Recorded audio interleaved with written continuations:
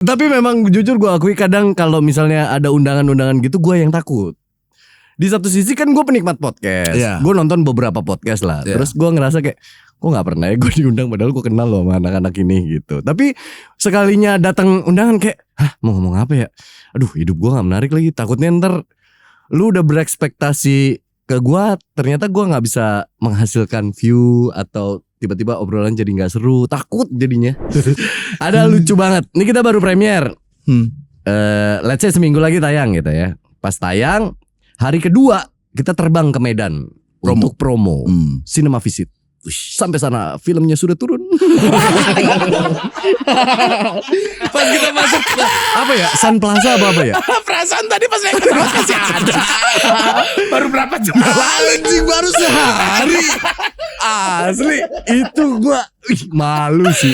Ada mall yang paling bagus di Medan tuh apa sih? Sun Plaza apa gitu?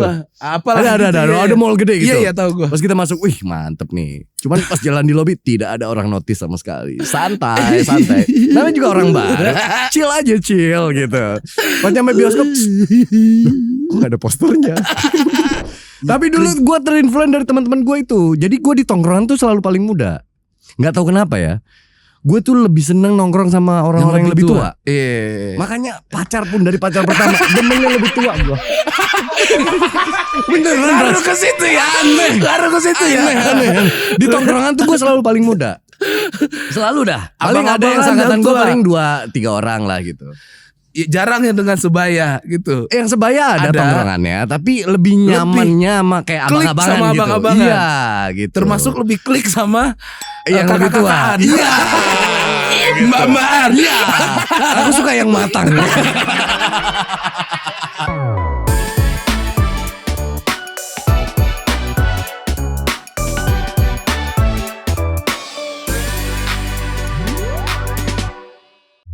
Orang yang bertanggung jawab adalah orang yang takut akan Tuhan. Asik. Kenapa beliau ada di sini? Karena waktu itu dia minta diundang dan gue langsung kasih tangan gue. Sumpah demi Allah.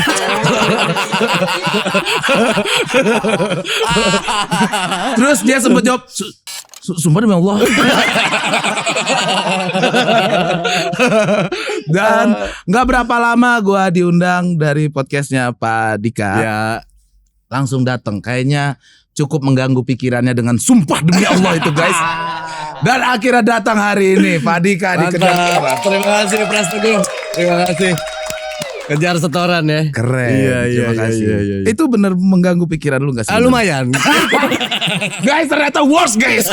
Lu kalau janji sama orang, sumpah demi Allah, kalau dia tidak tepati berarti dia tidak tanggung jawab dengan Tuhan juga. Karena kaget gue lu tembak begitu.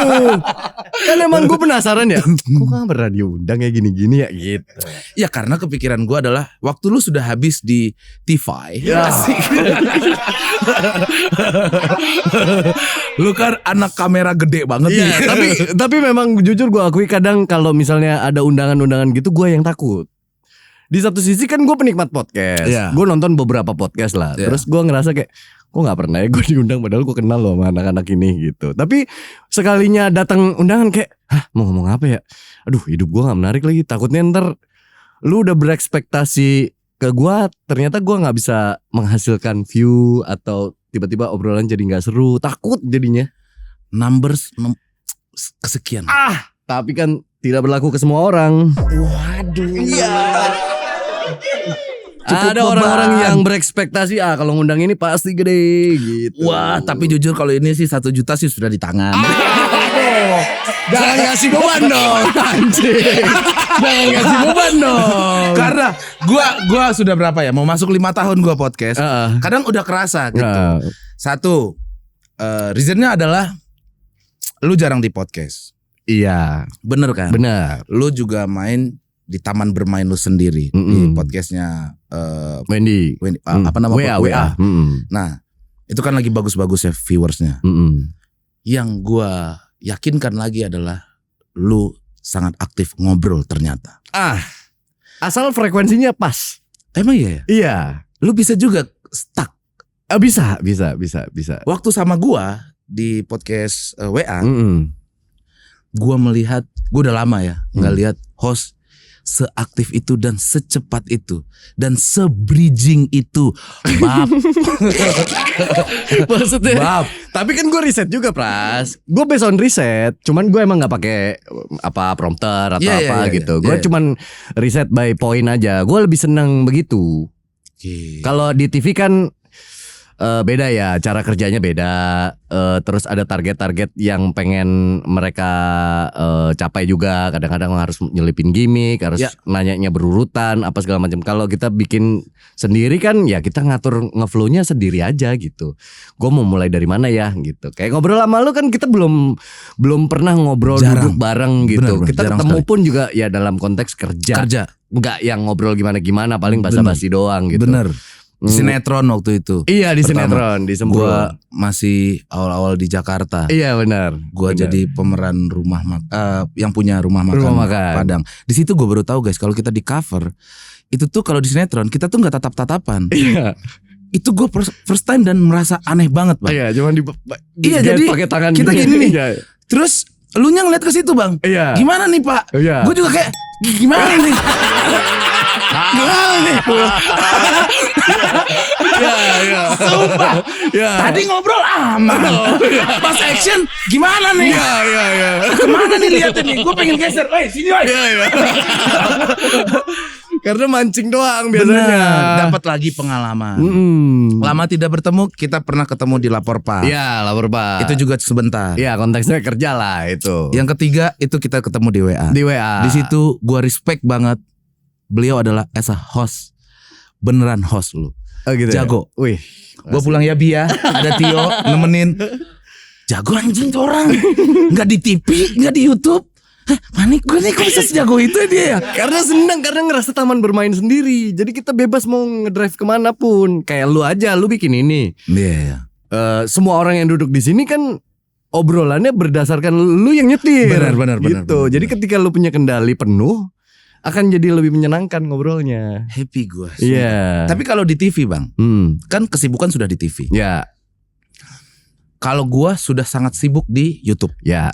Ngambil waktu di TV rasanya gue direnggut. Rasanya udah habis nih gue nih. Lu masih mau punya podcast di WA? Itu buat escape aja sih awalnya. Dan syutingnya pagi Bang. Itu salah saya. Itu salah saya. Kenapa? Jadi awalnya itu dulu kan gue nge-YouTube juga. Gue punya sama bini gue lah YouTube. Terus gue juga punya konten ngobrol. Waktu itu yang ngobrol tiduran di tempat tidur. Itu bagus tuh. Ngobrol deep tentang kehidupan lah, rumah tangga apa segala macem. Nah terus gue ngejalanin YouTube tuh ada kali 2 tahun lebih lah. Gue ngerasa kayak capek aja Pras. Gue di TV ketemu kamera harus gitu. Oke. Sementara gue di rumah harus kerja juga ketemu kamera yang harus gitu.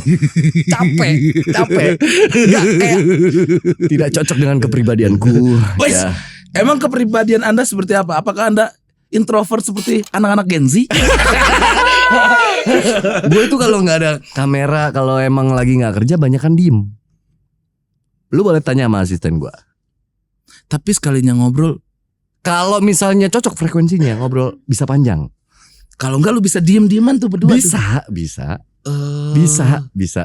Memulai kayak gini nih. Misalnya gue ngerasa gue gak bisa tuh Bang. Sekali 2 kali ngobrol kayak gak kena lagi gitu. Ya, misalnya gitu ya. Apa nih? Apapun gitu. Misalnya masuknya dari mana ya? Iya gak nyambung. Let's say gitu ya. Terus kita duduk sebelahan, itu gue resah. Kayak jangan diem ya. Tapi ngobrol apa ya gitu. Gerah aja ya Bang. Gerah aja gitu. Kayak di kepala gue kayak berisik banget. Kayak tanya apa ya. Tanya mulai apa ya. Tapi tadi udah nyoba. Kita sendiri sama diri kita. Tapi di kepala doang. Iya. Aduh dia gak nanya gue lagi. Tadi ditanya jawabnya singkat-singkat. Aduh cabutnya gimana ya? Gitu loh. Ada. Lu pasti punya lah. Masa lu gak bisa? Gue sering menghadapi itu.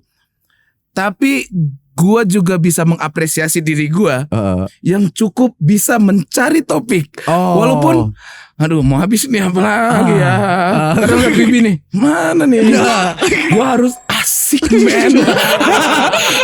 itu gue kadang-kadang gak Ini bisa. kalau Indomaret ya Pak ya. Ya alhamdulillah nemu nih. Obrolan nih. Bukan dong. Kayak gitulah misalnya. Lu memulai dari Apapun itu. Apapun itu. gue capek itu muter terus di capek kepala. sih.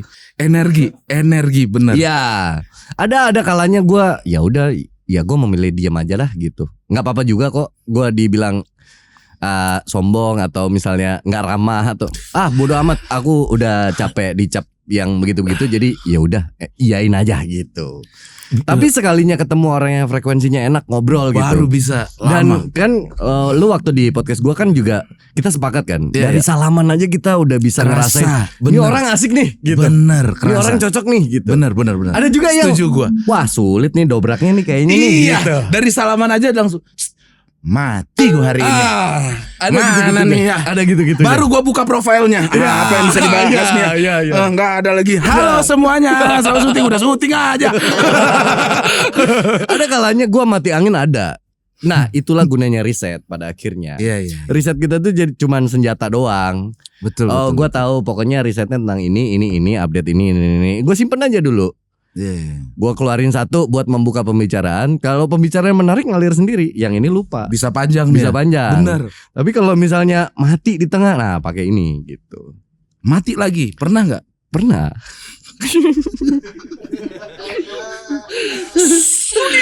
Gitu. Makanya gue tuh selalu takut apa ya? Kadang-kala kalau kita habis ketemu yang begitu, kelar kerja, puyeng kan pala lu kan. Kayak kenapa ya tadi ya? Harusnya gue nanya apa ya?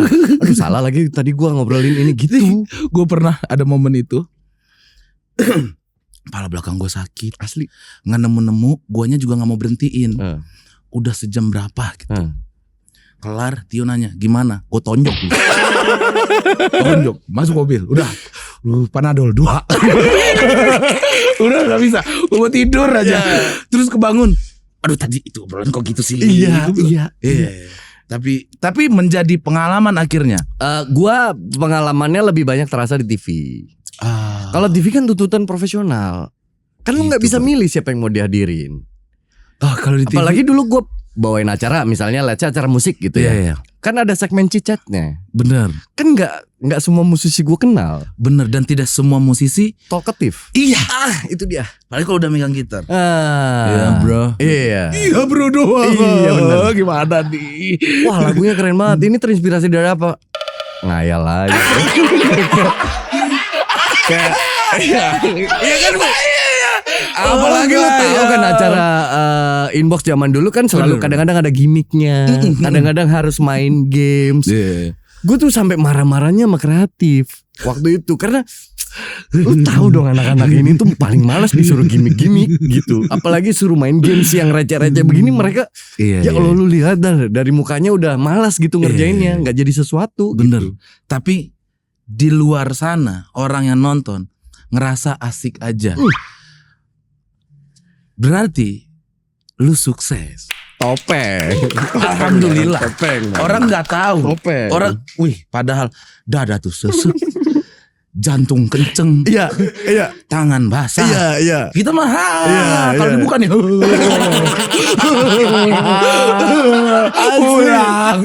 Asli. Bener ya Pak ya. Asli. Tapi itu pengalaman yang ada. Kita bisa main di medan apapun sebenarnya. Akhirnya itu yang mengeluh apa? Akhirnya pengalaman yang berbicara. Jam terbang. Dari tahun berapa lu Pak? Gua mulai karir tuh 2006. 2006. Tapi film dulu. Waktu itu ada satu brand lah, brand cewek gitu. Terus dia bikin, gua nggak tahu jenis kompetisinya apa. Dia milih 3 cewek pemenangnya untuk diajak main film. Nah, gue jadi peran cowoknya di situ, peran pembantu waktu itu. Itu film pertama dulu. Itu film pertama. Elu ya. Cuman ditonton 70.000 orang.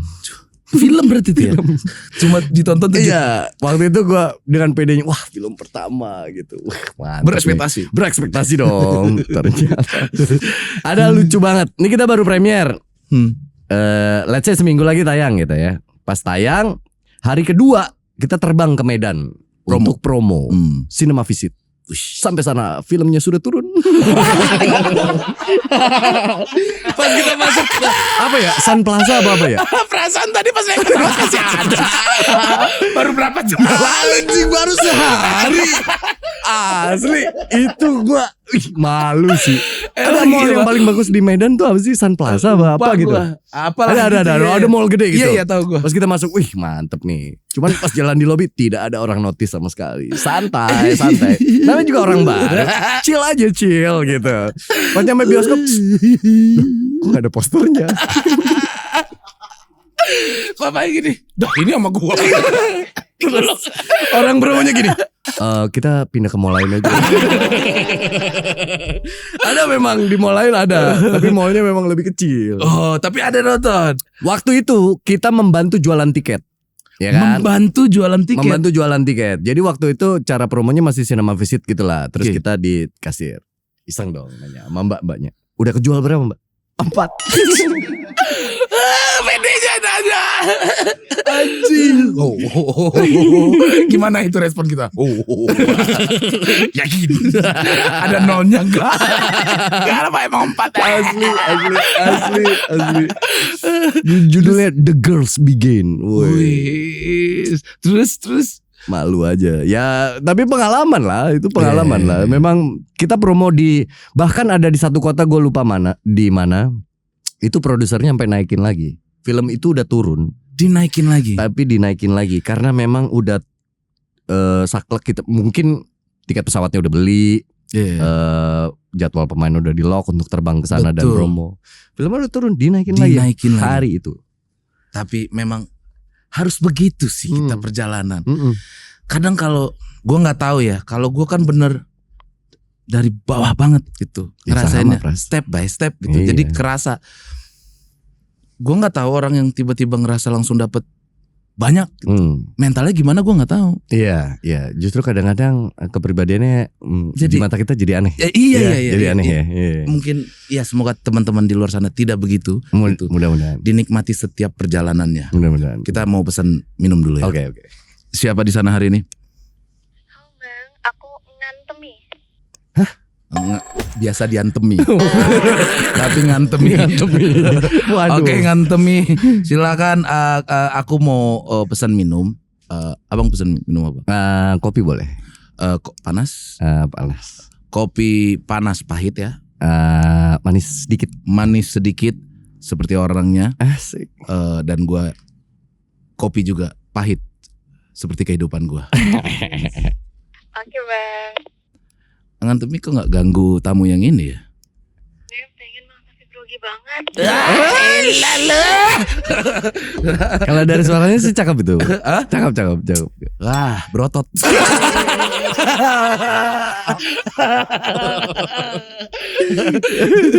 Aduh, lanjut ya kita. Ya. Setelah perjalanan lu di film, sebelum itu deh gue mau tarik. Katanya lu tuh jadi artis bukan karena keinginan lu sendiri. Dorongan dari orang-orang sekitar gue, termasuk nyokap gue. Nyokap gue itu pengen berkarir di dunia entertain tapi dilarang aja waktu itu. Iya kan, tapi gue denger lu tuh pengen masuk seni gitu kuliah. Iya, cuman ya lu tau lah orang tua zaman dulu kan mau masuk kampus seni siapa lu gitu. Bener. Ya kan selalu dengan jadi gitu. dosen. Masa depan lu ntar gimana gitu. Minimal PNS.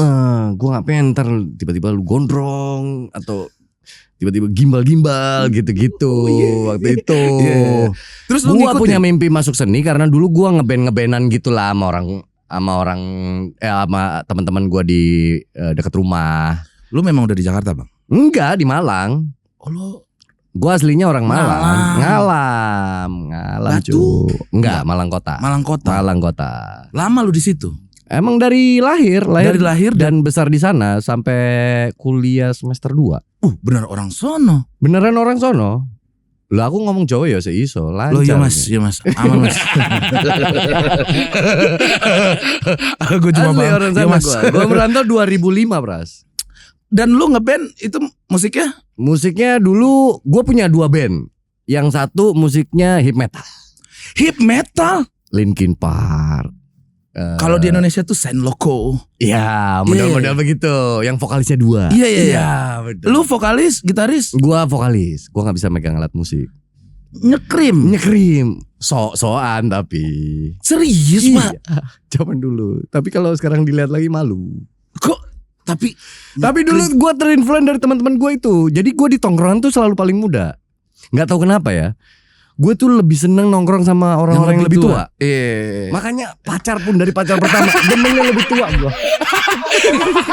Beneran. Baru ke situ ya. Aneh. Di tongkrongan tuh gue selalu paling muda. Selalu dah. Paling ada yang seangkatan gue paling 2-3 orang lah gitu.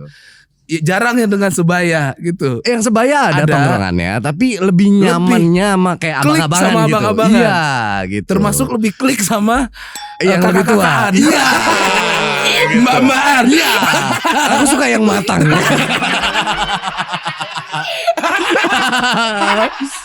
Aku tidak suka menikmati prosesnya. Keren. Itu.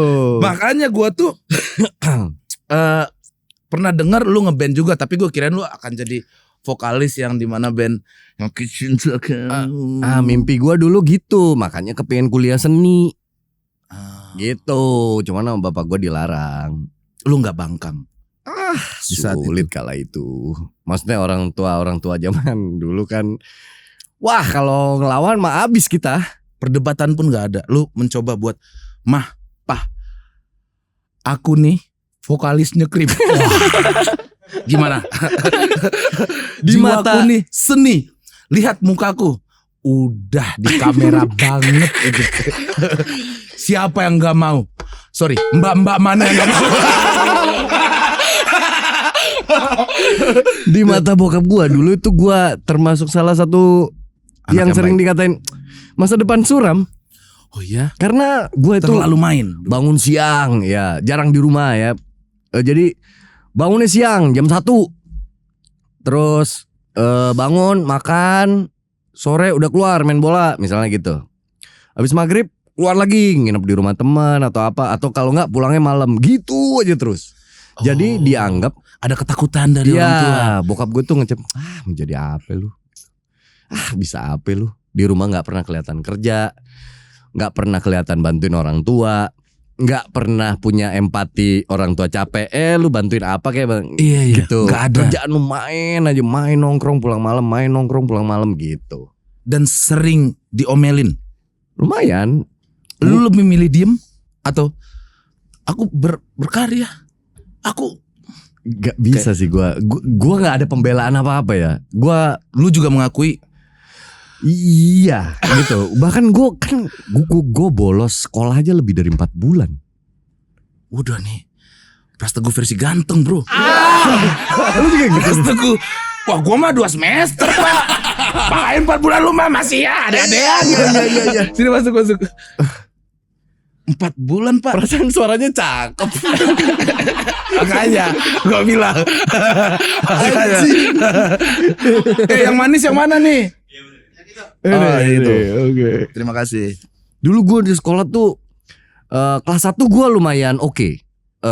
Masih ranking SMA ya. Ranking? Masih ranking. Ranking tuh 1 sampai 5 lah ya. 3 sampai 3. Iya 3. Berarti antara itu? Iya gue 3 ranking 3. Dulu SMA kelas 1. Berarti pinter. Masih oke. Kelas rajin 2 lah. Kelas 2 mulai bengal. Triggernya apa? Gak tahu, kayak gak betah aja di sekolah. Kayak pengennya main. Terus itu kenal sama abang-abangan. Sementara abang-abangan ini ada yang udah gak sekolah, kuliah. Ada yang kuliah. Sama, gitu. Jadi lebih demen nongkrong sama dia. Main kartu, main PS, main biliar gitu. Cabut aja udah. Berangkat dari rumah berangkat. Dan mereka sebenarnya juga tidak mengajak. Enggak. Lu aja yang terketuk hati kayak mendingan dia abang-abang daripada dengerin guru ini. Iya, kayak bebas sekali mereka. Enak banget gitu. Sementara gue bosen dengan rutinitas di sekolah gitu. Kayak itu gue mulai bolos-bolos tuh. Bahkan dulu saking takutnya gue ketahuan absensi gue banyak alfanya, yang ngambil raport abang-abangan itu. Wah, ada yang mukanya mirip sama gue lah. Kelihatan ya pokoknya putih gitu. Bukan turunan tapi putih. Kalau abang-abangan lu itu saat itu lu mungkin ajak gak? Gua doang nih yang ada di main PS nih mau ambil rapor. Gua aja lah deh. Santai Dika. Ini abang gua ibunya. Karena berasa dirangkul banget kan sama si abang-abangan itu, sama tongkrongan itu kan. Jadi waktu itu gue minta tolong ambilin rapot gue dah. Gue takut kalau nyokap gue yang ngambil gitu. Jadi dia mengaku dia kakak gue. Dan guru pun percaya. Ya percaya aja waktu itu. Bahkan abang-abangan itu sering bikinin izin sakit. Terus gue telepon di wartel ya, wartel. Zaman dulu masih wartel. Gue telepon, jemput dong, bilang gue sakit, datang ke sekolah, bilang ini apa segala macam gitu. Sering banget. Lu sebelum berangkat sekolah lu telepon nanti jemput gue. Ya, gitu. nanti jam habis pelajaran olahraga gitu. Kalau olahraga gue suka. Bener. Oh, kalau olahraga lu pasti datang. Pelajaran olahraga pasti datang. Setelahnya wah bye-bye gitu. Tapi bisa berubah ya Bang dari lu ranking soalnya. Biasanya ketika sudah mendapatkan itu gimana cara gue mempertahankan. Kalau gue memang dari semester 1 gak tahu kenapa ya di tongkrongan gue zaman dulu kalau pinter cupu. Oh lu ngerasa gitu. Stigmanya begitu. Dan jadi tidak takutnya mau kalau orang pinter gak diterima di tongkrongan. Jadi intinya gini Bras. Gue ini kan muka bule yang tinggal di kampung. Ya. Beban gak lu? Beban gak lu? Itu. Pada akhirnya setelah gue tarik. Kenapa ya alasan gue begitu? Karena gue dari kecil terbiasa beda di lingkungan. Jadi biar bisa diterima, gue akan do anything yang tongkrongan mau gitu. Biar gue bisa diterima. Wah, sekolah SD gue swasta. Teman gue gini semua. Gue boleh sendiri. Oke. Begitu. Mirip Ko Ernest semua itu ya. Karena waktu itu negeri, waktu di era gue masih kecil kata nyokap gue belum bagus. Oke. Akhirnya gue di sekolahin di swasta. Dari swasta SMP-nya pindah ke negeri, gue takut. Wah, gue sering bukan dibully ya, dicengin, jadi dikatain, bahan punchline. Karena gue tinggal di perumahan dosen gitu, yang dikelilingi kampung. Area mainnya ya nyampur bareng anak-anak kampung situ. Di era gue masih kecil, gue serang, londo. Penjajah. Londo itu maksudnya Belanda ya tahu gua. Nah, penjajah. Lu kesel atau takut? Berarti lu ngerasa lu londo dong. Gua merasa londo. Kan gua keputih pirang gitu waktu gimana kecil. Ya? Gedenya aja udah begini, guys. Berarti kecil, lu beneran kayak bule dong dulu. Iya, makanya gua hanya berteman dengan orang-orang yang merasa ini anak nerima gue nih gitu. Jadi gue mainnya circle-nya itu terus, mainnya ke rumah dia, main Sega di rumah dia, atau temenannya sama dia kemana-mana, itu lagi gitu. Jadi ketika dari SD swasta gue pindah ke SMP negeri, takut. Karena gue membayangkan anjir anak-anak negeri itu pasti secara penampilan sama kayak orang-orang anak-anak kampung yang sering ngecengin gue. Alias kayak gue. Ya. Dan dulu pandangan anak negeri terhadap swasta, anak mami, iya benar sekali. Stereotipnya begitu. Takut. Makanya cara survival gue adalah itu, nongkrong. Dimana ada misalnya tongkrongan, gimana caranya ya gue masuk ke tongkrongan itu? Misalnya gue harus beliin salah satunya rokok tiap hari gitu, misalnya gitu. Mau lu? Mau. Wah anjay. Pulang mereka dari sekolah itu mampir ke warung beli rokok, gue ikut ngerokok. Padahal lu sebenarnya nggak ngerokok. Waktu itu belum. Tapi pengen diterima aja. Ya memang ada gengsi. Memang sekeras itu dulu. Ya, apalagi kalau muka lu. Kacau. Tapi lu sendiri ngerasa gue ganteng. Jujur, kalau kan nyampe nih di tongkrongan abang-abang codet.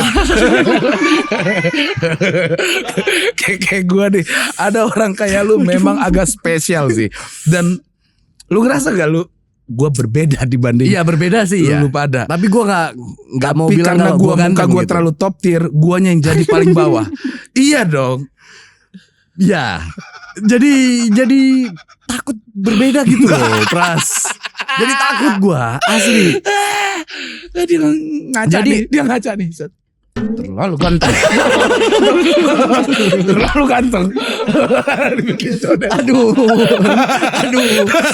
Jadi apapun gue lakuin. Anak-anak itu main di sawah, gue ikut. Lu main ke sawah. Main di sawah. Ya Londo main di sawah. Padahal gue gak tahu esensinya. Main di sawah ngapain sih gitu. Ikut aja. Tapi ikut aja. Biar diterima aja. Teman-teman gue berak di kali. Lu ikut. Pada bisa berak di rumah. Iya. Gue bingung. Apa asiknya ya gitu. Tapi kayak effort banget buat diterima. Buat diterima. Jadi gue tuh ada problem di situ. Ternyata ya setelah gue dewasa dan mengerti kenapa gue begitu ya dulu ya. Karena itu gue tuh pengen karena jadi berbeda itu tidak seenak itu juga sebenarnya. Gak seenak itu. Iya. Gak seenak itu. Gitu. Gue tahu lu pertama bang dari film Pang in Love. Ya. Gue seneng banget dengan karakter lu di situ. Gue suka banget itu. Itu rambut asli begitu? Awalnya rambut asli. Jadi ada kalau lu lihat ada perbedaan tuh. Ada cuman beberapa scene kok. Karena diharuskan retake. Jadi awalnya rambut asli gue. Kan dulu rambut gue ya mirip-mirip kayak lu gini lah. Lurus-lurus gini. Apa maksudnya panjang gitu. Panjang kan. Terus buat tapi sini berarti. Ya jadi dipotong sini dulu buat film. Syuting tuh 30 hari lebih. Ada 10 kota pokoknya. Kita naik bis ke tiap kota itu. Sini memang bener. Misalnya di Cepu ya di Cepu. Semarang ya Semarang gitu. Itu semua kotanya asli Pak? Asli. Wah. Di Malang juga di Malang gitu. Repot syutingnya. Nah begitu syutingnya udah selesai. Udah dong gue potong botak dong akhirnya. Terus tiba-tiba harus ada kekurangan scene. Rambutnya itu akhirnya diakalin sama orang makeup dibikinin wig gitu. Enggak ngeh loh tapi kita. Enggak ngeh kan lo. Enggak ngeh. Ada satu scene yang mana? Scene berantem. Gue hafal banget. Oh yang ending, yang terakhir, yang semua anak pang. Iya. Yang gue teriak manggil anak pang datang itu. Bener. Nah itu udah rambut bukan asli. Oh. Tapi dari nih, guys, awal baru tahu sampai menjelang ke belakang semuanya asli. Ini anak Genji ada nonton Pang in Love? Tuh bayangin. Film tuh gila sih. Lu tahu nggak? Itu film legend sih menurut gue. Ini jujur dari dalam hati. Baju basket. Itu masih ingat gue. Jadi kenapa gue sangat suka dan bangga sama film itu? Karena akhirnya gue punya market laki-laki. Oh, di situ lo unlock buat dapat market. Sebelumnya itu gue selalu dikenal kayak pretty boy saja gitu. Iya. Dan gue gak suka. Gak suka. Dan gue gak suka gitu. Iya gitu.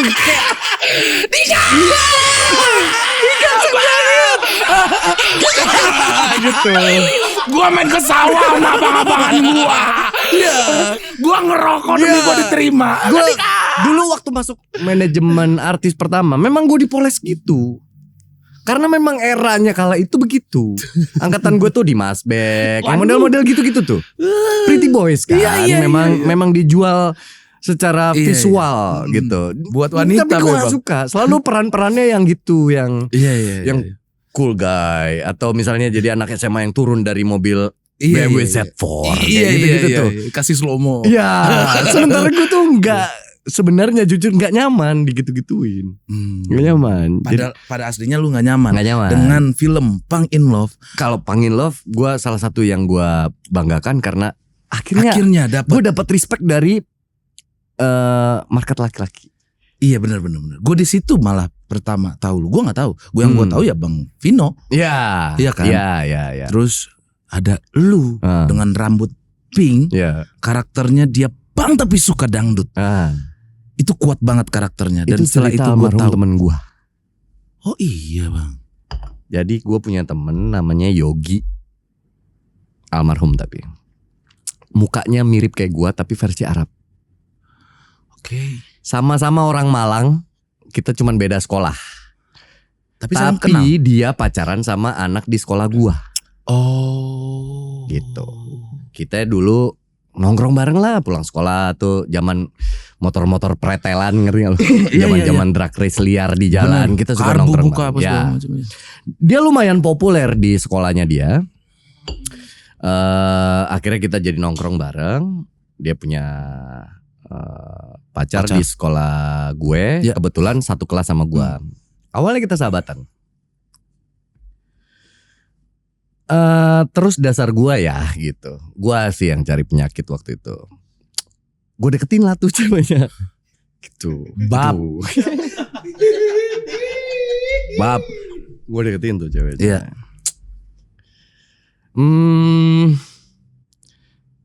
Akhirnya ribut. Ketahuan. Iya. Karena ya kan kita satu tongkrongan. Iya. Lama-lama juga pasti nyebar dong. Iya. Akhirnya nggak enakan lah. Bener. Gitu. Nggak enakan. Gua sama si cewek itu jadi buruk hubungan pertemanannya. Gua sama cowoknya yang which is temen nongkrong juga jadi nggak enakan. Gue anak SMA sih. Bener. Asli. Wajar. Setelah lulus gue kuliah cuma setahun, terus gue ke Jakarta kan. Gue udah lupain itu. Sorry bang, gue potong. Ributnya sampai Enggak. UFC waktu itu. Enggak nyampe. Mulut aja? Atau emang duduk berdua? Enggak. Tapi lewat ceweknya aja. Oh, udah tidak enak aja udah situasi. Udah gak enak aja. Pada akhirnya jadi gak teguran aja. Itu lebih gak enak sih guys. Itu lebih gak enak. Mending ketemu sebenarnya. Betul. Oke, lanjut. Karena jadi gak selesai kan. Betul. Nah, habis itu gue kuliah setahun, gue pindah ke Jakarta, mulai merintis karir. Udah lupain lah. Ya gue anggap itu cerita zaman SMA aja. Gue lupa berapa tahun gue di Jakarta, gue denger almarhum Yogi ini kuliah di IKJ. Wow. Dia di Jakarta juga. Tapi kita nggak kontak-kontakan aja. Iya. Tapi lu denger gue cuman denger aja. Dia kuliah di IKJ. Berapa tahun kemudian, gue denger dari orang film, dia mulai jadi Astrada 2. Oh. Di film. Oke. Lu kenal Yogi ya gitu. Oh, Astrada di tempat gua gini. Oh iya, temen gua SMA gitu. Lu bilang, salam ya apa. Lu bilang itu temen gua. Iya. Lu lanjutin enggak? Tapi gua terlalu oversharing Mas. Oversharing Mas. Terus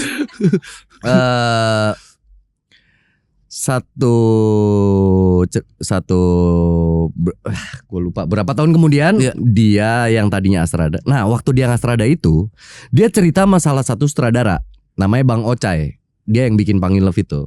Dia cerita lah tentang hidupnya di Malang. Waktu dia beneran dulu ikut komunitas punk apa segala macam. Benar-benar cerita itu realita hidupnya. Persis seperti itu. Meskipun ada bumbu-bumbu percintaannya mungkin ditambah-tambah lah ya. Dia cerita itu ke si Bang Ocai. Bang Ocai memutuskan untuk gue jadiin film ya. Dia setuju. Dan dia harus main di film itu. Dan dia harus main di? Harusnya. Oke. Pulang syuting judul lain, naas lah, kecelakaan di Radio Dalam. Dia bawa motor, kalau nggak salah dengarnya keserempet bus atau apa gitu pagi-pagi. Terus tiba-tiba datanglah tawaran casting ke gue. Datang gue ke Multivision Plus waktu itu. Ketemu si Bang Ocai. Sutradaranya. Pas gue datang, yang pertama kali ditanyain, lu kenal Yogi?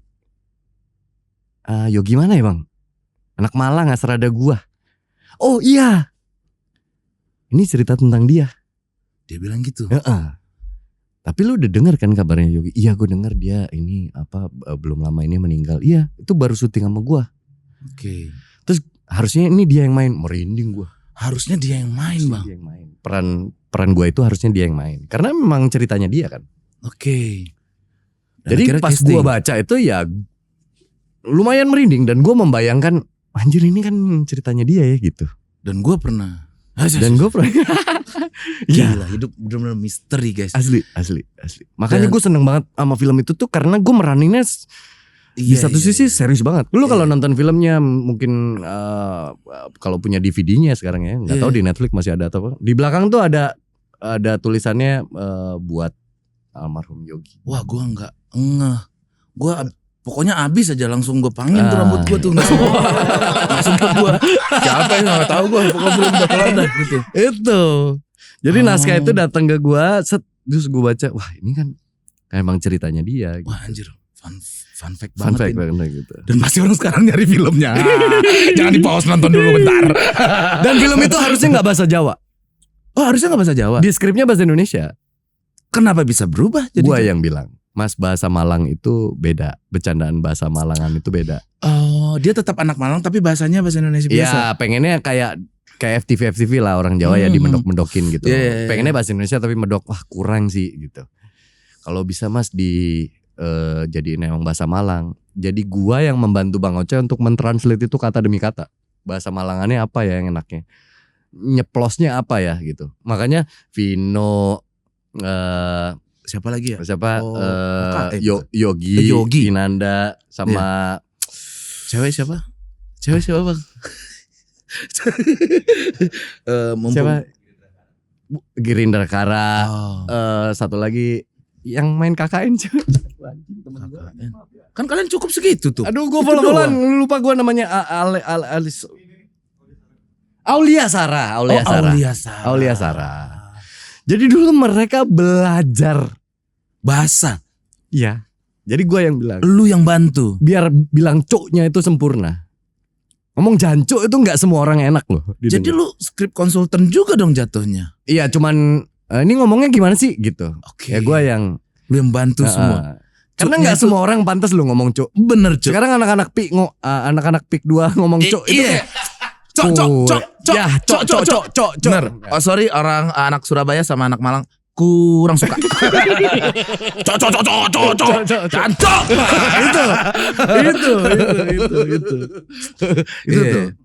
Itu ya fun fact-nya. Dan setelah film Punk in Love lo mulai dapat banyak penggemar cowok pada akhirnya. Ya salah satunya gue jadi presenter acara musik itu juga lumayan ngebantu naikin nama gue lah waktu itu. Dan hal yang paling gue senengin sama lu adalah yang patut gue contoh adalah sayang sama keluarga. Lu punya anak berapa Bang? 5 dong. Cowok berapa? Cowok 1. Cowok 1 bontot. Paling bungsu. Kalau nggak dapet tuh cowok, lu cari terus tuh Bang. Atau lu waktu itu sebenarnya gue yang penasaran. Gue satu lagi dong. Kenapa makanan lu? Waktu itu gue yang ngeyel gitu. Gue masa sih gue gak dapet cowok gitu. Karena gue ngerasa insecure. Jangan-jangan testosteron gue kurang nih gitu. Gitu. Gila, dari kecil kayak rasa penasarannya tinggi banget guys. Gimana nongkrong sama orang ini ya? Gue beliin ST. Kok gak dapet anak cowok? Asal dulu lagi dong. Dulu gue gitu. Sampai akhirnya ada satu masa sebelum gue umroh waktu itu. Gue ingat banget awal-awal tahun berapa ya, gue lupa. Sebelum gue umroh gue udah salaman sama bini gue. Gue udah berhenti berharap deh gitu. Asik. Udah lah mungkin rezeki gue emang 4 bidadari ini aja. Oke. Udah salaman ya, gak usah ngomongin masalah anak lagi. Salaman tuh, berangkat lagi kita umroh. Sampai sono gue sih gak bilang sama bini gue doa apa. Tapi kayak kita ceng-cengan gitu. Entar anak lagi ngeluh gitu. Gitu. Padahal lu, gue dalam hati ya. ada. Gue dalam hati ya. Oh kita udah ya. Ya Allah. Ya Allah. Aku pengen banget. Tolong ya. Gitu. Karena gue pengen punya best friend. Karena dulu waktu gue ada satu masa gue hubungannya lumayan renggang sama bokap. Dan gue merasa sering iri lihat teman-teman gue yang bisa ngobrol sama bokapnya, ngobrol apapun gitu, mau ngobrolin mobil, mau ngobrolin bola, mau ngobrolin basket, mau ngobrolin apapun. Gue sedih waktu itu. Di tongkrongan itu ada satu teman gue yang anjing hubungannya sama bokapnya asik banget ya. Iya itu ya? Iri banget sih. Guys kalau lu punya cerita-cerita yang menyenangkan gitu, lihat dulu tongkrongannya. Ada anak-anak kayak gue juga mungkin ya. Gue pergi sama bapak gue, anjir gue gini, bapak gue jago Batman ini. Iya. Bapak gue jago apa ya? Iya itu pedih. Ya tapi gue sudah memaafkan kejadian-kejadian yang sudah ini karena gue waktu itu kayak anak 80-an 90-an tuh pada orde itu itu memang bokap. Ini gue tidak menyalahkan presiden kita di saat itu, cuma memang sangat keras ya. Jadi mungkin kepala rumah tangga juga. Sujud kamu. Pusat. Sekojam. Udah, Bapak. Gue ada irisan ke situ sih. Jadi pengen punya anak cowok tuh lebih terutamanya karena itu. Gue pengen punya best friend. Gue pengen pengen melakukan nama anak gue hal-hal yang dulu gue lihat di temen gue itu gitu. Padahal temen gue juga gak ada tendensi dia pamer dekat sama bokapnya, gak ada. Iya. Cuman kan gak luput dari perhatian kita aja. Benar. Itu aja. Akan ke compare sama kita. Makanya pas begitu pas pulang dari umroh, gak lama hamil. Gak lama hamil. Pokoknya tiba-tiba aku hamil, hamil lagi. Gue gitu. Cowok nih. Terus kita gitu, wah mudah-mudahan cowok ya. Langsung gitu. Mudah-mudahan. Oke. Kan sampai ketahuan nunggu 6 bulan apa 5 bulan gitu. 4-5 bulan. Iya. Pas begitu cowok sih happy banget sih. Wah, akhirnya alhamdulillah. Iya. Doa lu di sana berarti. Bisa jadi. Guanya emang pengen. Dulu gue sampai ngerasa emang gue gak dipercaya kali ya gitu. Megang anak cowok emang gak dipercaya. Ya udahlah. Gue ini aja gue terima kenyataannya. Gue siap support buat anak-anak gue yang cewek ini. Mungkin tanggung jawab gue lebih besar karena banyak wanita yang sudah aku sakiti dulu. Jadi aku harus jaga anak-anakku sekarang. Kan katanya gitu. Katanya kalau anaknya cewek bapaknya nakal. Ya mungkin ya gitu. Emang iya ya. Gue sering denger soalnya. Gue cowok semua soalnya. Gue yang dulu tuh pengen banget cewek bang. Sekarang gue udah salaman kayak lu. Salaman. Nah, gue tanggal 2 Februari umroh nih. Sama nih kejadiannya nih. Gue belum ada doa apa-apa.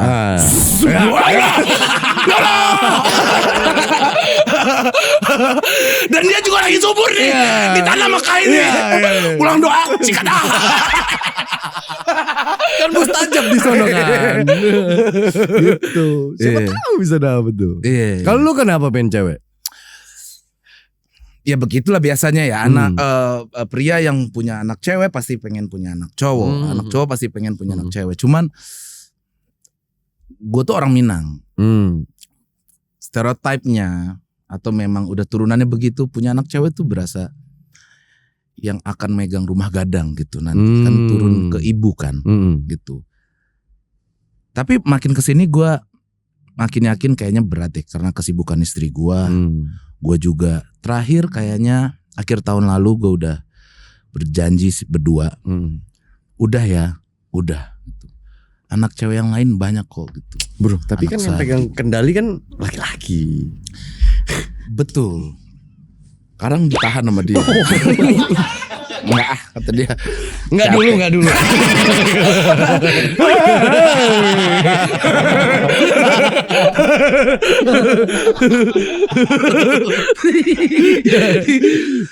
Nah akhirnya gue nggak tahu. Gue mungkin nggak siap aja. Mungkin baru tadi malam gue ngobrol ya Tio ya. Masalah anak cewek baru tadi malam. Ngelihat Sadik nih punya anak cewek. Anaknya kalau ngelihat bapaknya pergi itu nangis bisa guling-guling. Kalau anak cowok gue tuh cuek aja dia. Ayo pergi anak ya. Oke, semangat.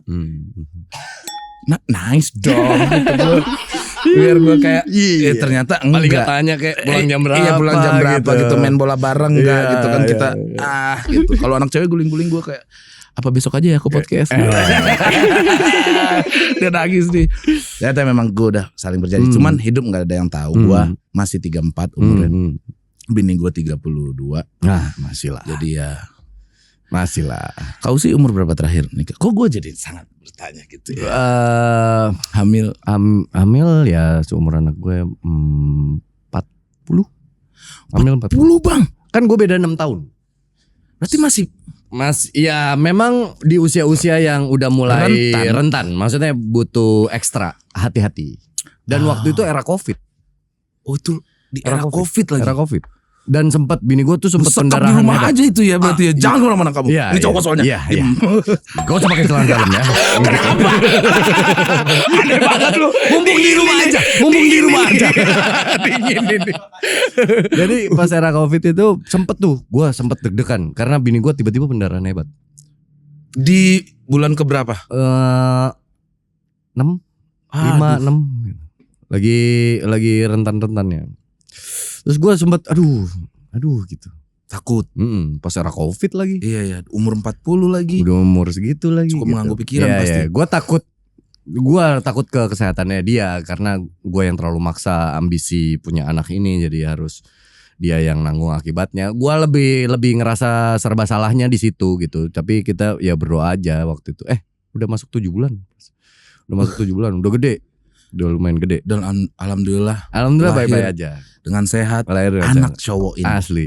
Mau tambah lagi? Enggak. Ini beneran fix kalau ini. Tiap dia kemarin gini, lihat adik gua kan baru punya bayi lagi. Iya. Lihat story-nya gitu. Tiba-tiba gua lagi di kamar mandi, dia masuk ke kamar mandi. Punya bayi lagi lucu kali. Enggak. Doi ngomong gitu. Iya. Jangan dah. Maksud gua doanya buat yang lain aja. yang lain aja. Masa anak setengah lusin.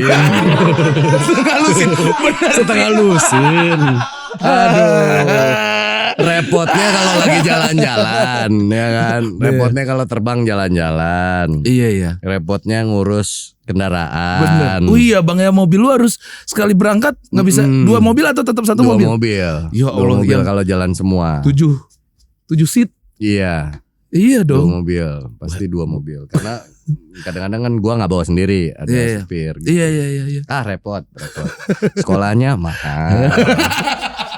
Kita pengen yang terbaik kan. Yang paling gede umur berapa bang? Yang paling gede udah kuliah. Kuliah ya? Udah kuliah. Wah udah. Udah 1 di IPB, 1 di UI. Jatuhnya sebaya sama ibunya lah ya. Iya. Kayak ibunya. Iya. Nanti lu nunggu yang.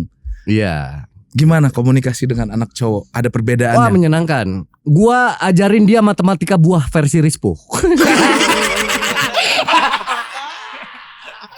Tolong dong. Cowok ini jadi mainan gua gitu. Dulu gua pas anak cewek gak bisa main berantem-beranteman. Iya dong. Iya. Sekarang main berantem-beranteman. Di atas tempat tidur selalu kacau. Pokoknya mau jam berapapun tempat tidur tuh gak pernah beres aja. Karena kita main berantem-beranteman, main pedang-pedangan, ngayal-ngayalan. Sekarang gua lagi ajarin dia ngomong ngawur. Misalnya ini jaket nih, gak ada tulisannya. Ini bacanya apa deh? Gua bilang. Terus habis itu anak gua gini, sering memberi Miu. Ya benar gua gitu. Dia balas dendam banget. Apel ditambah melon apa? Semut. Betul. Bang lu aja. Oke. Terus ada gua ngomong, ternyata ngomong ngawur itu enak ya Pak. Wah gila sih. Pertanyaan gua lanjut. Gua balikin. Waktu lu nanya gua di WA. Suatu saat dia pengen jadi something. Apa kalau support? Apapun itu. Oh iya, gua berjanji sama diri gua untuk memutus rantai apa yang dulu gua alami. Diktator itu. Oke. Meskipun kadangkala sekarang secara sadar atau tidak sadar, gua mendeliver hal yang sama dengan cara yang berbeda. Kadang-kadang kalau gue lagi sadar gue tarik lagi gitu. Tapi kadang-kadang terucap dengan tidak sadar aja. Contohnya gini, anak gue yang kedua kan kuliah di UI. Dia ngambil international psikologi double degree dan tahun ini harus pergi ke Australia untuk melanjutkan pendidikan. Oke. Waktu itu gue fully support. Gue bertentangan sama bini gue pengennya dia di sini aja lah apa segala macam. Gue merasa jangan dong, dia udah kuliah internasional. Dari kecil sekolahnya internasional, kuliahnya internasional. Ini mimpinya dia, nanti hidupnya dia. Wow, gue sok dewasa di situ. Tapi dalam bijaksana hati banget tuh. Bijaksana. Berikan buat dia. Tapi dalam hati gue deg-degan. Takut dalam artian kalau terlalu lost juga bahaya gitu. Terus nanti ngawasinnya gimana ya gitu. Gue pengennya kan ngasih kepercayaan anak tuh penuh gitu. Dan semoga juga dibalas sama anak. Mudah-mudahan. Itu kan yang belum terlihat. Betul. Makanya kita khawatir gitu. Tapi gue mencoba untuk jadi orang tua yang beda aja deh gitu. Anak gue misalnya setor nilai, misalnya masih ada nilai C. Dulu kan kita habis. Iya. C-nya apa nih? Bisa habis kita. C-nya culun nih. Ya. Culun kamu. Ayo semua kita rame ya. Culun. Ya misalnya anak gue setor nilai gitu. Gue lebih fokus ke banyak ya A-nya gue gitu. Oke. Gue gak lihat C-nya. Banyak ya A-nya. Kalau dulu kan gue habis. Iya langsung. Iya bener. Apa ini masa gini ya? Waduh gak ada tuh pala tuh langsung. Iya. Jadi gue mencoba begitu. Tapi memang gak setiap saat gue punya kesadaran untuk itu. Kadang-kadang secara gak langsung tuh Misalnya Mah kakak pengen jadi dancer deh, misalnya gitu. Tanpa gak sadar tiba-tiba gue aku dancer. Anjing, gue sama kayak orang-orang. Secara gak sadar aja, ini refleks aja. Tiba-tiba gitu, pernah lu begitu? Pernah. Dancer. Nah, akhirnya gue koreksi. Langsung atau? Langsung. Oke. Karena ketika gue sadar, gue tahu itu rasanya nggak enak. Itu keren tuh. Air mukanya langsung berubah soalnya. Oh iya. Karena dia suka K-pop. Dia ekspresif gitu. Maksudnya suka ngedance, suka ngikutin dance-nya. Dan waktu itu gue minta maaf. Oh, langsung minta maaf. Gue minta maaf. Enggak, lu koreksi kayak dancer. Keren banget tahu itu. Sumpah itu keren banget gitu. Tapi sempat awkward berarti. Sempat awkward. Dancer. Karena percakapan itu di mobil. Aduh. Terus gue minta maaf. Tapi akhirnya gue support. Dan terbukti waktu di SMA, dia sampai bikin pementasan. Dia direkturnya. Director dance-nya. Director acaranya. Ya, dance-nya. Dance-nya kan. Dance-nya. Wow. Dia atur flowing. Koreo berarti dia. Koreografi. Di rumah kerjaannya begitu. Jadi kadang-kadang. Dan dia buktikan itu. Dia buktikan pada akhirnya. Itu dia. Dan gue merasa bahwa ternyata kalau dapet support tuh memang bisa jadi. Bener. Emang dia suka. Dan kita gak bisa kontrol dulu masa depannya mau jadi apa gitu. Bener. Dan rulesnya orang tua dari dulu pun sampai sekarang sebenarnya butuh ada pembuktian dari anak sih. Gue gak tahu kenapa. Kita jangan itu. Jago anjir. Hebatnya orang tua sekarang gak denial. Langsung oh iya cocok dia di sini. Kayak anak gue IPB. Kakak akhirnya mutusin masuk dokter hewan. Gua waktu itu refleksnya agak kaget. Bener-bener anjing nih. Gua langsung gini kan. Maksudnya gua secara matematika bisnis yang menjanjikan kayaknya dokter kecantikan dah gitu. Iya. Gua ngeluarin opini gua, kenapa gak dokter kecantikan begini. Kok duitnya banyak. Anak gua ngomong apa? Gak semuanya tentang uang. Aduh, diem itu. Wah. Kita hidup di era yang berbeda dong. Lu lahir sudah ada kenyamanan, gue kan belum ada. Iya, gak semua tentang uang. Lu sekolah di mana? Siapa yang kerja? Gitu. Bercanda. Masa itu aja marah sih. Bapak bercanda. Ambil aja. Nih kodok nih kamu benar nih. Tapi pada saat dia ngejalanin emang dia buktiin dia suka. Iya. Nah, kalau seandainya lu kan sempet nanya ke gua, anak lu nanti mau milih jadi tiktokers gimana? Sekarang gua balikin ke lu, anjing. Someday anak lu memang suka banget dan dia pengen jadi tukang kendang Denny Caknan. Gimana?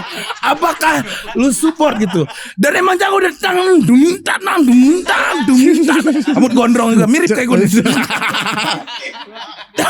Asik. Tapi konteksnya dia jago nggak? Jago, tapi dia tukang gendang.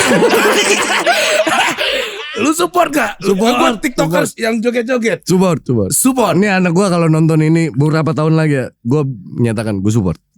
Dek, kembangkan bakat terpendam. Tapi lihat kemampuannya ya. Kalau emang jago, siapa tahu ada bakat di situ. Bakat kesenian tuh nggak salah loh. Keren. Takut gua. Meskipun kita bertugas juga untuk ngarahin ya.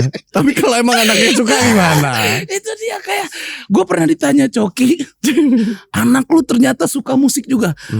Tapi dia pemain suling. Ya kenapa gue bilang kan, walaupun di kepala suling aja.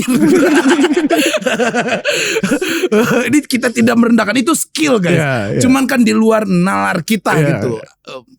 Di kepala gue gitaris ya, anak gue gitaris gitu.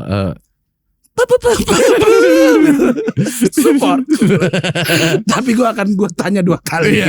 Sayangnya kita gini, sayangnya sih Pras ya, sayangnya orang-orang yang kayak tadi yang niche gitu ya, kesukaannya itu niche, misalnya gendang, suling. Iya betul. Di negara kita nggak bisa seberkembang di luar. Benar. Apresiasi di sini tuh, iya. Atau wadahnya juga kurang. Benar. Kita aja membicarakan orang masih ketawa. Kenapa ketawa? Karena mungkin dianggap masih biasa aja. Padahal menurut gue gendang itu susah. Suling itu mulutnya tuh memang itu juga susah. Dan suling ada yang panjangnya beda-beda, ada yang bentuknya beda-beda. Bener, itu beda lagi. Belum apalagi saluang yang Minang tuh. Itu kan Romi pernah ngajarin gue, mulut gue kram 2 detik ini. Itu susah. Gue pernah lihat orang main suling jago itu, salah satunya pemain bandnya itu kontes di Indosiar. Di grup band itu gue pernah memperhatikan karena gue pernah nge-MC kan. Gue merhatiin jago-jago pak. Wah melodinya ngeri men. Iya, ngeri, ngasih rasanya gila. Bener. Kalau emang itu sejago feel itu banget. feel. Dan itu terjadi sama anak lu next time. Nih lu main waktu sketsa di konten itu gua tanyain itu ke lu, gua dalam hati udah gini, jangan lu tanya balik gua ya gitu. Karena gua gak siap nih gitu. Gua gak siap dengan pertanyaan gua sendiri nih gitu. Makanya dari rumah gua, yes gua balikin. Gua guys yang lu tonton di WA, gua itu podcast terpanik. 2 orang nyerang gua. Tapi pertanyaan terakhir dari gue sebelum ada setoran netizen ya. Lu di rumah VOC enggak? Atau cukup nada tinggi deh, maksimal menurut gue tuh nada tinggi. Enggak pernah. Karena ya itu ada alasan masa lalu. Karena dulu kita dididik dengan tone suara tinggi. Gue sering dengar teriakan, gue sering dengar bentakan, gue sering dengar hal-hal yang sebenarnya bisa dibicarakan dengan duduk gitu. Iya. Tapi ya itu gaya mendidik zaman dulu gitu. Dan itu lu putus. Gini, gue pernah membicarakan ini sama orang tua gue di meja makan. Pernah. Akhirnya gue membuka bahwa ya zaman dulu kan didikannya begini. Ya dulu papa kan ke gua gini. Dulu mama ke gua gini. Gue bisa terima alasan mereka. Ya tapi kalau lu nggak digembleng kayak gitu, mungkin lu nggak bisa jadi orang kayak sekarang. Itu gue terima. Iya. Tapi gue hanya mengeluarkan bahwa di era usia gua saat itu, gue tidak bisa mencerna itu dengan baik. Iya, benar. Gitu. Dimana ego lagi kenceng. Gue paham. Jadi orang tua nggak ada buku panduannya. Iya. Jadi mungkin lu lakukan apa yang lu dulu pernah dapatkan. Iya. Gue terima itu sekarang. Karena berkat itu juga gue jadi pribadi yang mentalnya kuat. Iya. Tapi sekarang untuk gue dan anak-anak gue melakukan hal yang berbeda. Tapi tolong jangan komentarin itu. Karena gue punya gaya gue sendiri. Iya. Dan orang tua gue tuh beberapa kali sempat melontarkan ini. Ini gue menjadi salah satu hal yang cukup gue banggakan. Nyokap bokap gue itu kan lumayan sering berkunjung ke rumah.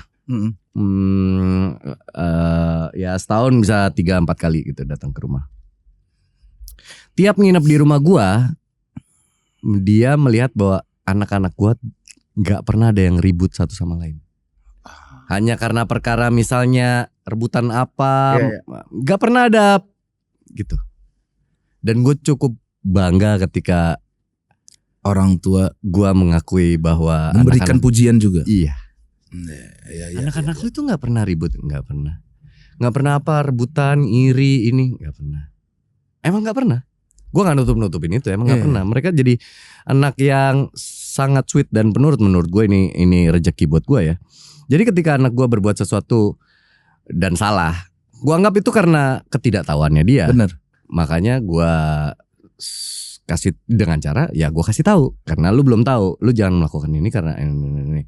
Kalau dia melakukan itu lagi, mungkin dia lupa dengan apa yang gue pernah sampein. Gue hanya mengingatkan, ingat nggak dulu papa pernah bilang gini. Ternyata itu lebih gampang masuk, Pras. Iya. Dibanding jangan gini dong. Ini nanti gini. Ini kalau kena ini pecah, ini mahal. Ternyata obrolan sebaik-baik itu masuk. Nah, ini gue tidak menyela, tidak defend dengan hal gini. Tapi kan lu rata-rata cewek ya? Iya. Gue ada 2 cowok yang dekat sekali umurnya, gitu ya. Cuma beda 2 tahun. Iya. Gue nggak tahu kalau lu di rumah gue sama sebenarnya, pelan sekali. Tapi itu bisa meledak ketika diulangi lagi. Jika anak lu 2 cowok main bola di depan TV, nah kena nanti TV-nya. Kan udah ada lapangan. Oke. Hening 3 menit. Tiar tiba-tiba.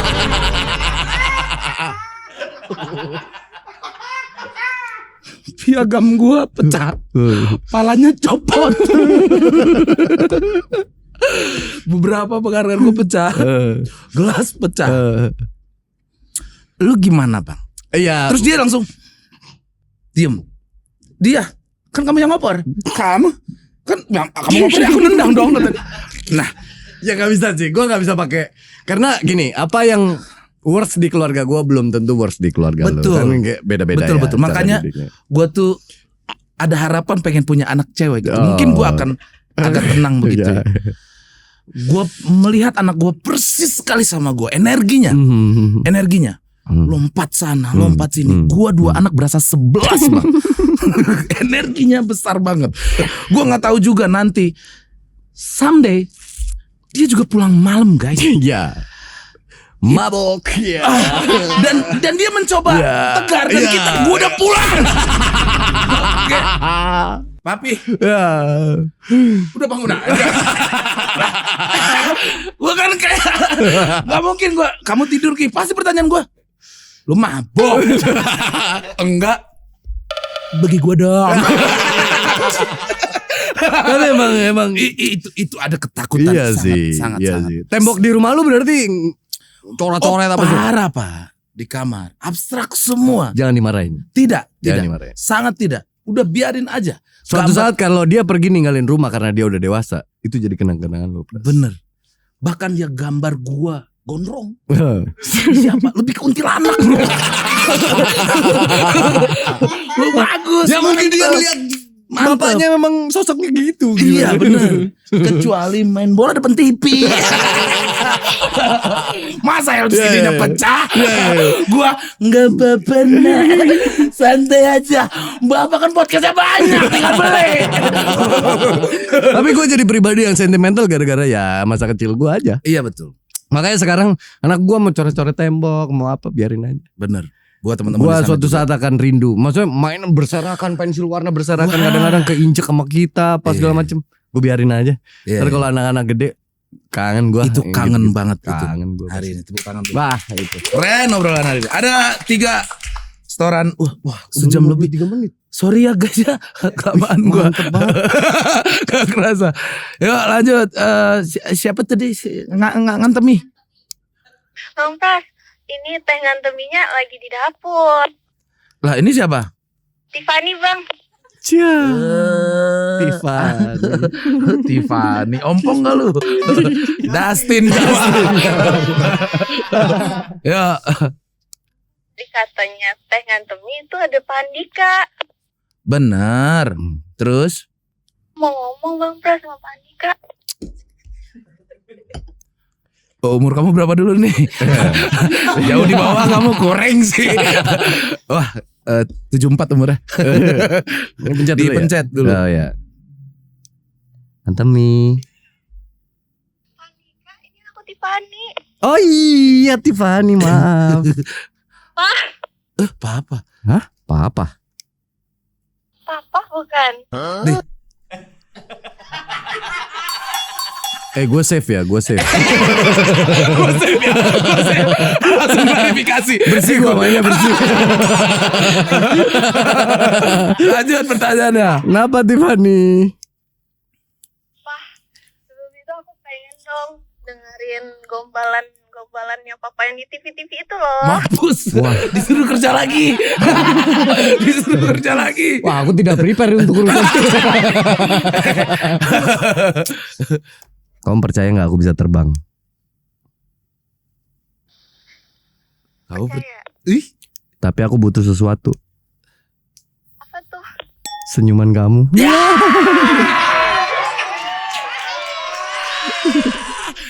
Jangan kemana-mana setelah pesan berikut ini. Pertanyaannya. Oh iya. Oke, ini ada pertanyaan dari @aldorf. Pak Andika, cara kita bertahan dari celotehan orang-orang waktu fase menikah gimana Pak? Banyak banget orang bacot soalnya. Jujur butuh pencerahan dari ini. Komentar after nikah. Lu pernah di fase itu gak? Pastilah. Gua dulu menghabiskan semua uang gua dan uang bini gua untuk membuat acara pernikahan itu buat nutup mulut orang-orang. Memang diniatkan untuk itu. Karena dulu gua dikecilin sama orang kan. Bisa apa lu? Iya. Bini lu udah punya anak 2, bisa gak lu ngidupin? Itu sakit ya, Pak? Bini lu udah ada di level hidup tertentu, lu masih di bawahnya, bisa gak lu? Gitu. Itu mental Wah banget. habis dulu. Makanya gua dulu kerja sehari bisa 4 program gitu. Buat membuktikan Pokoknya gue ngumpulin duit aja. Berapapun. Gue habis nikah sebulan kemudian tuh gue pernah ada masanya gue megang 300 ribu ada, Pras. setelah nikah. Habis karena buat acara itu. Pokoknya Buat kita nutup fokus mulut ngumpulin duit, bikin acara resepsi. Waktu itu resepsi ya buat gue kala itu ya udah gede banget. Itu kan di infotainment di mana-mana kan waktu itu. Dan bikin jalanan Gatsu macet karena Hotel Crown waktu itu. Iya. Udah gitu bikin ngunduh mantu juga. Pokoknya semua barang seserahan apa segala macam harus yang mewah, harus top tier. Waktu itu ya gitu. Gue sepakat sama bini gue, kita tutup nih mulut orang-orang. Tapi ternyata pada akhirnya merugikan diri kita sendiri juga sih. Karena mulut orang juga nggak akan kesumpel apa-apa. Dengan pada akhirnya gue diajarin orang untuk ini, lu berani untuk bilang enggak. Dulu gue yes terus kan. Yes man banget. Yes man banget. Disuruh apapun iya. Dikasih saran lu harus begini, gue iya gitu. Sampai akhirnya gue menemukan banyak hal yang gue gak nyaman dan gak berani bilang enggak. Tapi akhirnya meledak, ada fase burnoutnya gitu. Sampai akhirnya gue berani untuk bilang enggak, gue berani untuk tidak peduli, berani untuk enggak. Karena dulu kan gini, ada era di mana artis tuh ya harus tampilannya polesannya sempurna. Iya. Karena lu seakan tinggal di satu rumah yang isinya kaca semua. Semua orang bisa lihat, semua orang bisa nilai. Jadi lu harus tampil always perfect, sempurna. Statement lu bagus, perilaku lu oke, lu harus bisa sembunyikan semua busuk-busuk lu dari orang lain. Pokoknya nggak boleh orang tahu. Lu harus tampil selalu perfect, sempurna penampilan lu apa segala macam. Kan ada era di mana dunia keartisan tuh dulu begitu. Iya. Semua polesan. Sampai akhirnya capek sendiri. Begitu nemuin capeknya ya akhirnya gue berdamai aja udah. Berani untuk bilang. Orang pertama kali ngeliat, ternyata Andika ngerokok. Iya. Dulu gue umpet-umpetin banget. Oh iya Pak ya. Karena takut omongan penilaian orang. Karena kan ya ini bukan habit yang baik. Iya betul. Takutnya kita memberi contoh. Takutnya orang-orang yang ngefans ngikutin. Iya. Kan framingnya selalu begitu kan. Iya. Tapi pada akhirnya lah ini kan pilihan men gitu. Lu kalau ada orang idola lu misalnya ngelakuin sesuatu yang buruk, kan pilihan lu untuk mau ngikutin atau enggak gitu. Pada akhirnya kan gitu. Nah mulai tuh nggak peduli gitu. Bisa gitu ya Pak ya. Di momen apa atau di tahun keberapa menikah lu berani untuk burn out aja pada akhirnya. Bodoh amat. Burn out. Gue berani ngomong gue gak suka sama dia, gue dendam sama si A, gue ini gitu. Baru gue keluarin semua. Ada di fase-fase awal. Karena udah kecapean itu guys. Iya. Betul. Capek banget. Oke. Pertanyaan kedua, silakan. Dari @murti Tomboy. Pak Andika mau tanya, bagaimana sih caranya menjaga hubungan pernikahan agar tetap langgeng? Soalnya banyak banget perselingkuhan di dunia ini. Wah itu tuh Pras. Ini lu berapa tahun? Gua 14. Alhamdulillah. Gua ini yang sering gue diskusin di rumah bini gue.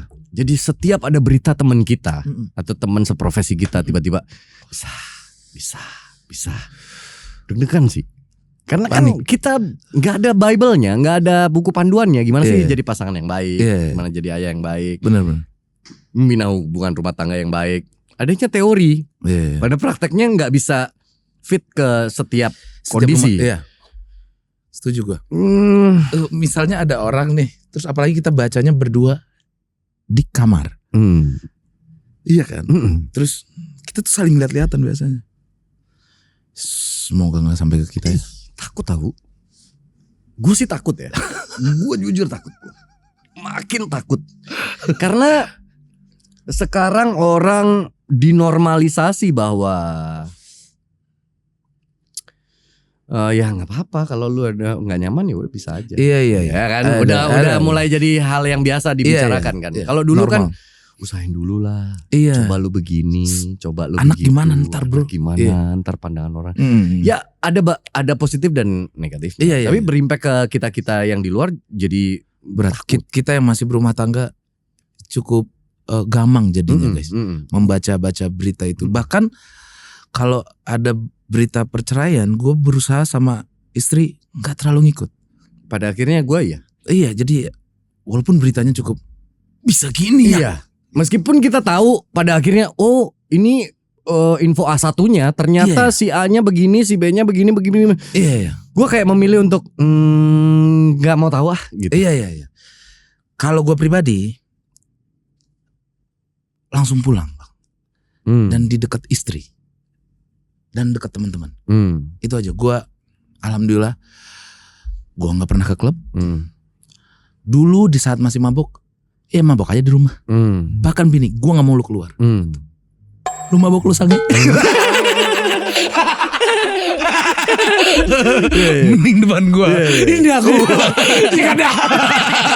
Jadi banyak cara. Iya. Kalau gue ngeliat anak kali ya. Anak betul. Takut gue. Mentalnya nanti gimana? Jadi kalau gue mau macam-macam, memang untungnya sih masih pakem ya di kepala gue ya. Anak-anak gue nih, kalau misalnya muncul di bayangan, kalau misalnya kita berpikir mau macam-macam, berpikir yang aneh-aneh, remnya itu anak sih. Gue ngebayangin kalau itu terjadi sama anak lu gimana? Gue nggak siap lagi. Iya, gitu. aduh cewek sebuah. Gue nggak siap lagi gitu.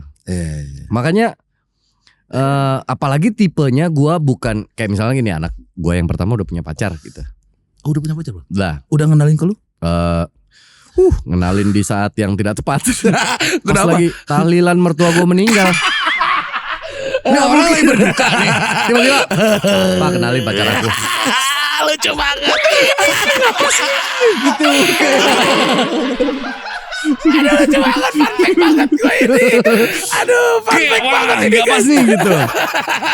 Nah ketika dia udah mulai pacaran, kan berarti lu harus sudah siap dengan resikonya. Mungkin resikonya nanti lu patah hati, lu kecewa atau apa gitu. Lu akan menangis. Ya meskipun itu part of proses lu sebagai manusia, tapi kan kita sebagai orang tua yang tahu, yang pernah punya pengalaman kan ikut miris juga. Benar. Gue mikirnya kalau misalnya tiba-tiba nanti suatu saat mereka akan menikah, terus ketemu laki yang nggak pas, misalnya yang begajulan, yang ini terus dia disia-siain, wah gue sih nggak siap dengan kayak gitu sih. Gue nggak siap.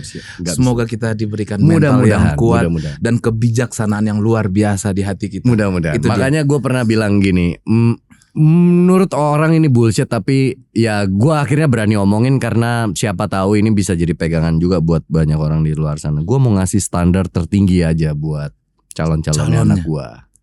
Anjay. Gue pengen nunjukin aja gitu bahwa hafal Quran semuanya. Enggak ya? Enggak gitu. Awasin. Jangan kemana-mana mata lu. Ayo. Gue juga gak tahu tuh ayat mana tuh. Buat gue bertahan dengan satu wanita jauh lebih keren daripada lu bisa menguasai 1000 wanita. Amin. Gitu. Amin. Betul. Menurut gue. Gue kemarin ngobrol sama Vicky Prasetyo. Iya pemain ya. The Gladiator. Wah, ngeri dia. Lihat sekali. Dia sendiri juga kan. Diam. Alasan gladiator biar pakai baju zirah. Bukan buat perang, buat ngelindungin ini. Ditutupin besi emang. Terus ini podcastnya kayaknya udah tayang ya di Close the Door waktu itu. Dia memang kuat untuk mengejar, susah untuk mempertahankan. Dia iring lihat pria-pria yang bisa bertahan satu. Tapi kalau mengejar, The Gladiator is back. Yoi. Siapapun taruhan lawan gua 5 menit, siapapun ceweknya. Mungkin itu jawabannya, Pras. Miyabi DM-DM sama dia. Bukan di situ DM-nya. Miyabi DM-DM sama kismis.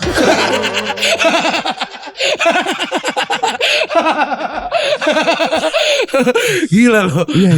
Tapi keren. Apapun itu Bang Piki, lu keren, lu jalanin jadi diri lu sendiri. Keren. Tapi semoga next time someday lu bisa kayak kita. Mungkin itu jawabannya. Iya betul. Penasaran itu akhirnya obatnya sebentar doang. Bener. Iya. Itu dia. Jadi kalau kita lagi penasaran Iya. kayaknya sementara deh gitu. Pokoknya nyokap gue pernah bilang, rasanya mah sama semua lo Bang. 5 menit juga enak. Iya. Gue bilang mau pikir 5 menit juga enak itu. Kan bisa 20 menit. Anjing juga Beda level ya. Beda level. Udah pro nih. Tepuk tangan buat Pak Andika hari ini guys. Thank you.